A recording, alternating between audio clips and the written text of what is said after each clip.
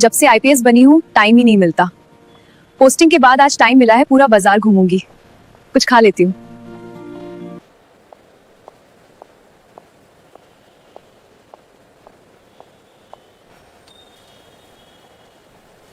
कुछ खा लेती हूँ, बहुत भूख भी लग रही है। मोमोज खा लेती हूँ। मोमोज के लिए यहाँ के मोमोज बहुत फेमस है। अरे अंकल, एक प्लेट मोमोज खिला दो। अभी बनाता हूँ बेटी। जल्दी बना दो अंकल, बहुत दिन हो गए आपके मोमोज खाए हुए। कितना कमा लेते हो अंकल? अरे बेटी, खर्चा पानी निकल जाता है। और कुछ नहीं? बेटी, घर का खर्चा निकल जाता है, लेकिन एक भी दिन काम ना करूँ तो बहुत मुश्किल आ जाती है बेटी। हाँ? हाँ बेटी।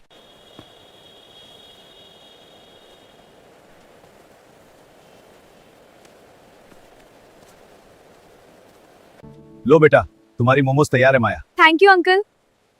अरे वाह अंकल, मजा आ गया है। अंकल, जिंदगी का सुकून ही मिल गया है। हाँ बेटा, खाओ और आनंद लो।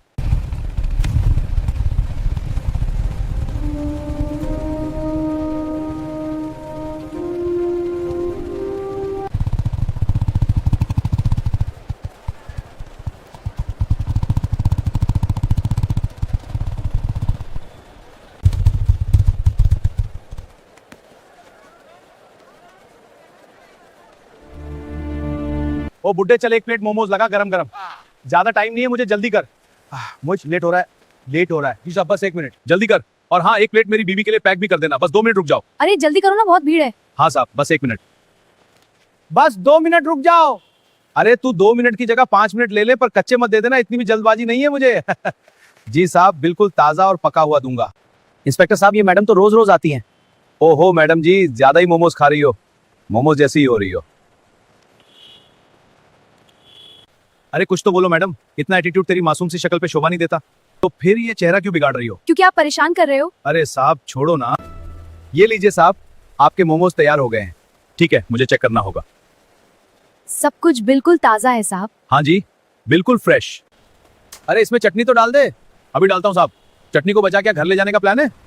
चटनी तो डाल इसमें। हाँ हाँ, ये लीजिए पूरी चटनी। अब स्वाद आया। These are excellent. धन्यवाद साहब, वेरी फ्रेश। अरे वाह। जी साहब, ताजा बनाए हैं। खा रहा हूँ। जी इंस्पेक्टर साहब, आप ही के लिए तो रखा है। और सब ठीक है ना? सब बढ़िया है साहब। चलो एक और ले लेता हूँ। हाँ जी लीजिए, शुक्रिया।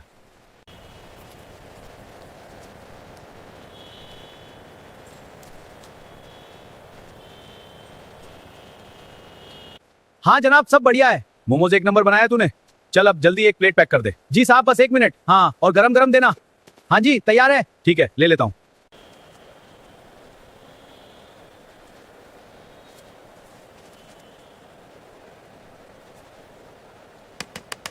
लो साहब, आपके मोमोज तैयार हैं। बहुत बढ़िया, शुक्रिया। साहब मोमोज के पैसे तो दे जाओ साहब। 80 रुपये हो गए। क्या कहा? पैसे? साहब प्लीज, तेरी इतनी हिम्मत कि तू मुझसे पैसे मांग रहा है। लेकिन साहब मैंने तो दिया था। अब से पहले दिया हूं कभी पैसे? मैं उस दिन की भूल गया क्या तू? उस दिन तूने मुझसे पैसे मांगे थे तो मैंने तेरा क्या हाल किया था? दिमाग खराब है क्या तेरा? ये मत भूल कि तेरा ये ठेला यहां चल रहा है। वो सिर्फ मेरी वजह से चल रहा है और तू मुझसे ही पैसे मांग रहा है कि सिर्फ मेरी वजह से तेरा घर चल रहा है। अगर मैं चाहूं तो अभी तुझे तेरे ठेले के साथ घर भेज दूंगा। आगे से कभी मुझसे पैसे मांगने की गलती मत कर देना, वरना यहां और ही किसी का ठेला चलेगा। समझ, आगे से मत कर देना ये गलती। हाँ साहब। समझ तो ले फिर, वरना जेल में सड़ेगा। तू समझा या नहीं? माफ कीजिए साहब। ये थप्पड़ इसलिए मारा हूं ताकि तू याद रखे, ताकि मैं दोबारा आऊं तो पैसे मांगने की भूल ना करे। चल अब कान पकड़कर माफी मांग। माफ कर दो दरोगा साहब। आगे से यह गलती नहीं करूंगा। जी साहब, आगे से नहीं।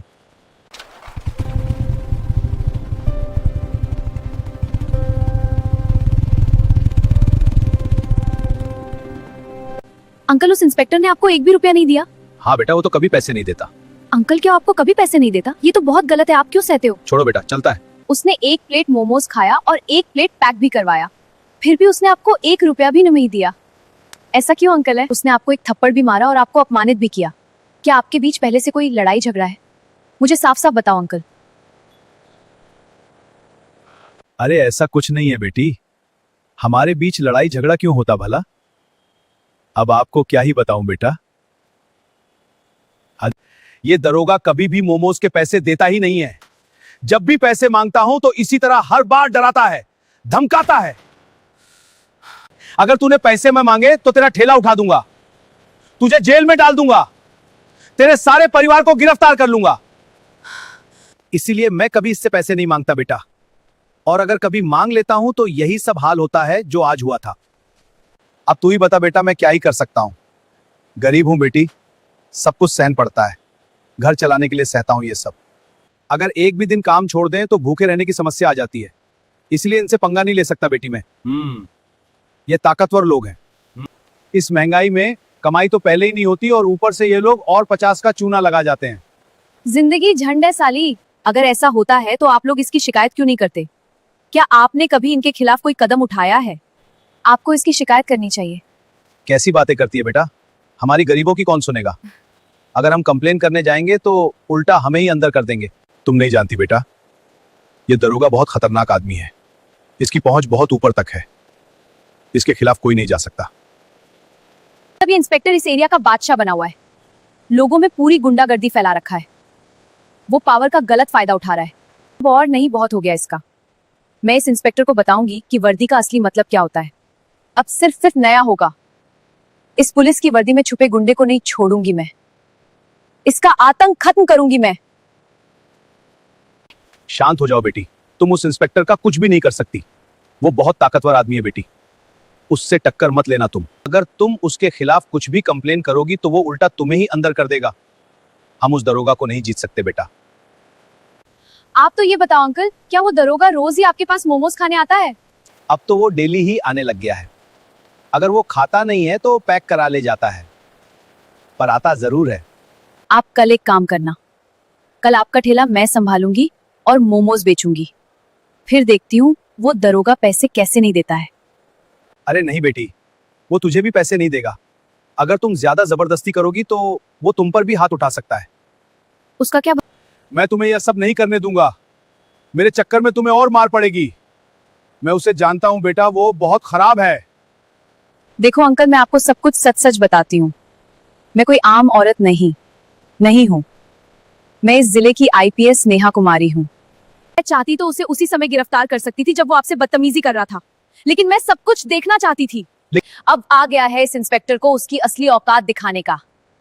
अब उसकी उल्टी गिनती शुरू हो गई है। आप मेरी बिल्कुल भी चिंता ना करें, मैं सब कुछ संभाल लूंगी। आप तो बस कल घर आराम कर लो, ठेला मैं संभालूंगी। ठीक है बेटा, मैं कल नहीं आऊंगा। कल तुम संभाल लेना ठेला। अपना ख्याल अच्छे से रखना, वो बहुत खराब आदमी है। ठीक है अंकल, अब मैं चलती हूँ।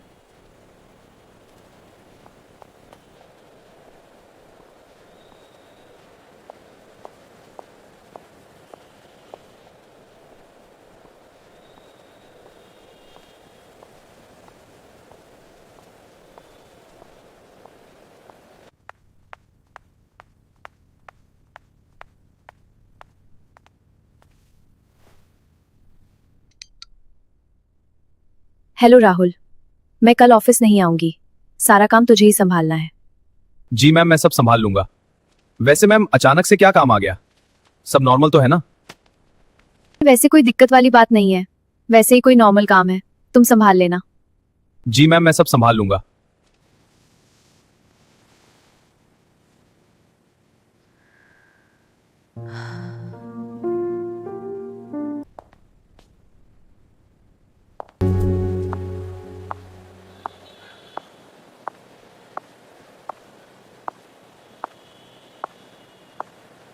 अंकल जी, मैं आ गई। अब आप जाओ, मैं संभाल लूंगी ठेला। ठीक है बेटा, संभाल लेना।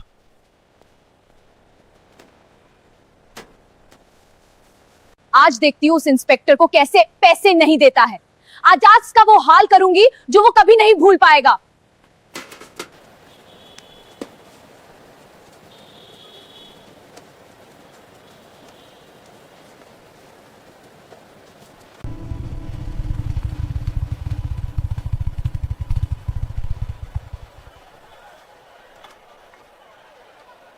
क्या बात है मैडम, आज तुम फिर यहाँ? वो बुढ़ा कहाँ है?